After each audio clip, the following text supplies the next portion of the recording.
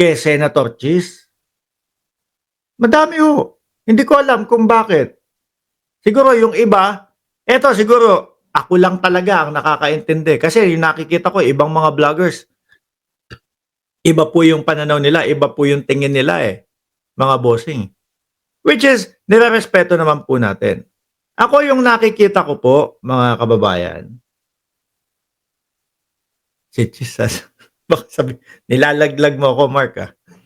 Doon po sa mga pro-impeachment, mga bossing, may kumbaga, para ho sa akin, pabor talaga ito eh. No? Yung maudlot, yung hindi muna gawin, yung hindi muna umpisahan.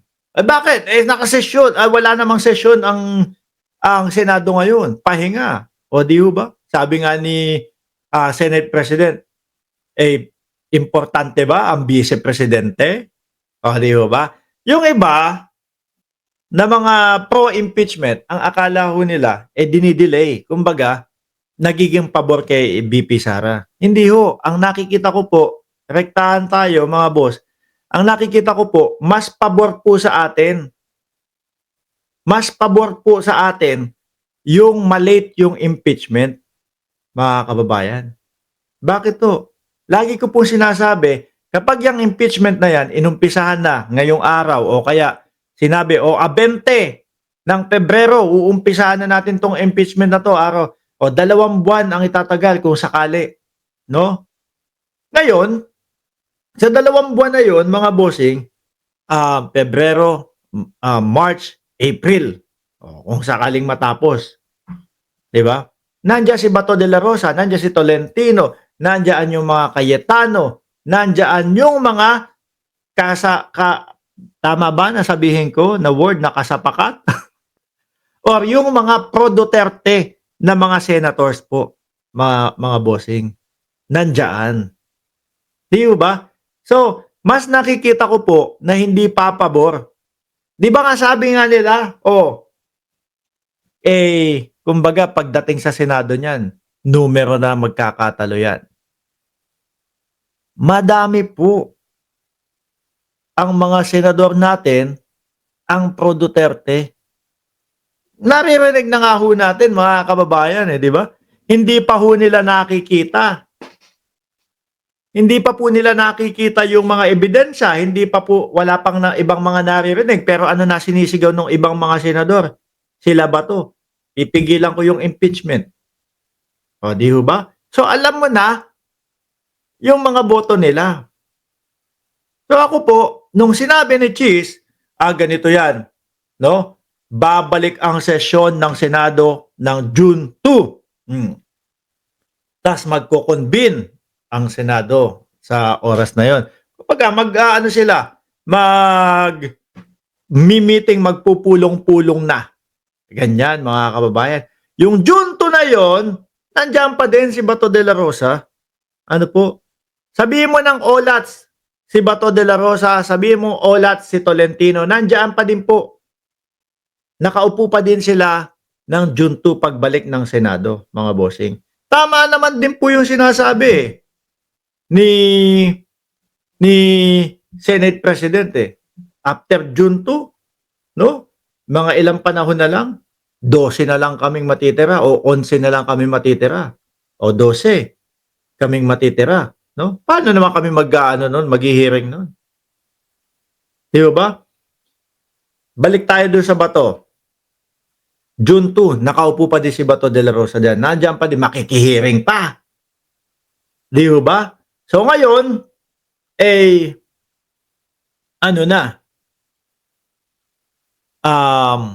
papasok yung mga bagong senador ng July 1. O yan.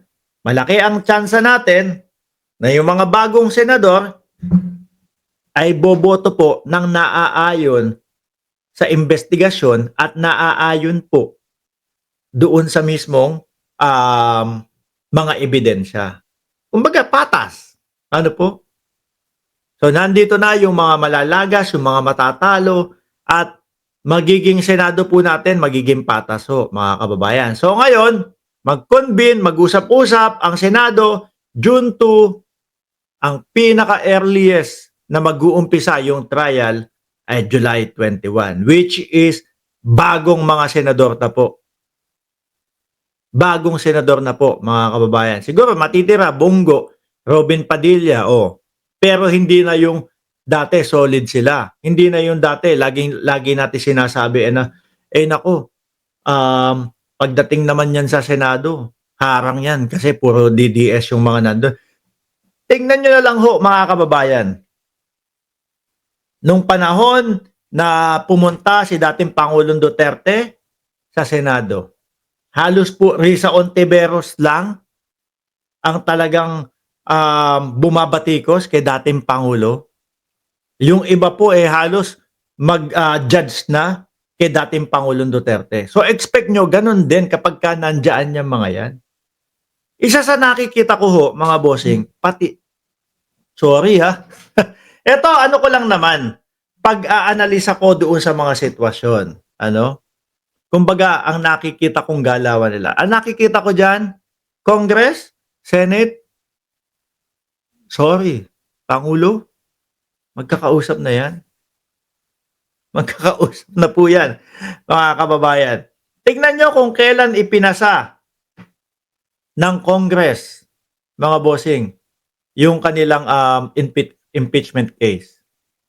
Huling araw ng sesyon ng Senado. Huling araw ng sesyon ng Senado.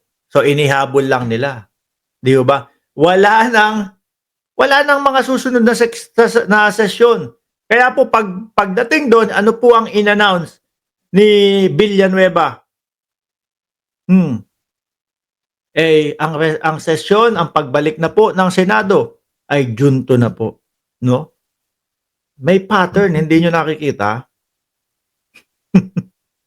May pattern, hindi nyo nakikita? Pansin natin yan.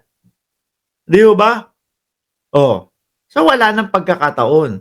Ngayon, susundin na yung July 21, nang wala na po yung mga senadores na nakasuporta po sa mga Duterte.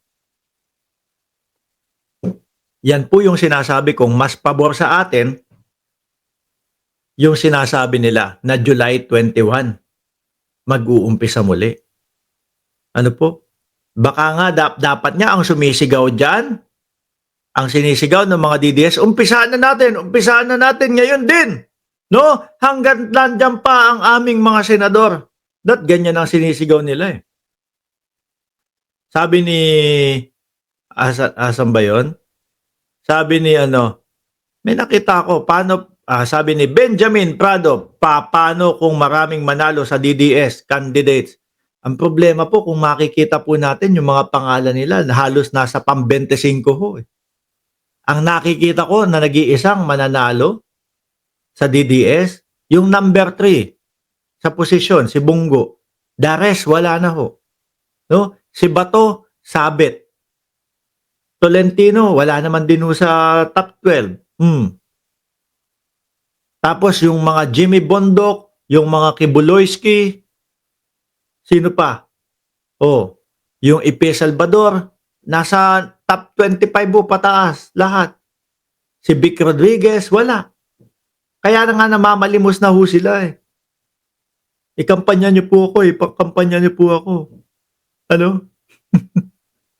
Sabi ni Sir Tony Ninobla, magandang tanghali, watching from Japan. Shoutout sa inyo, Sir Tony Ninobla. Sabi ni Violeta Arellano, bossing, napanood ko po si Ma'am Mima nung mismong araw ng impeach si BP ng Congress. Sinabi niya mas pabor ipaglaban kesa ngayon mismo ang hearing sa Senado dahil nandyan pa yung mga kaalyado ni BP. Parehas pala kami ni Mima Alicia.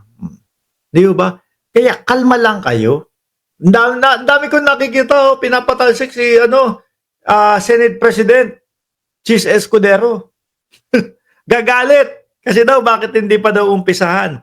The more na mas tumatagal yan, mga kababayan, at matapos ang election, mas pabor po sa mga nagsusulong ng impeachment.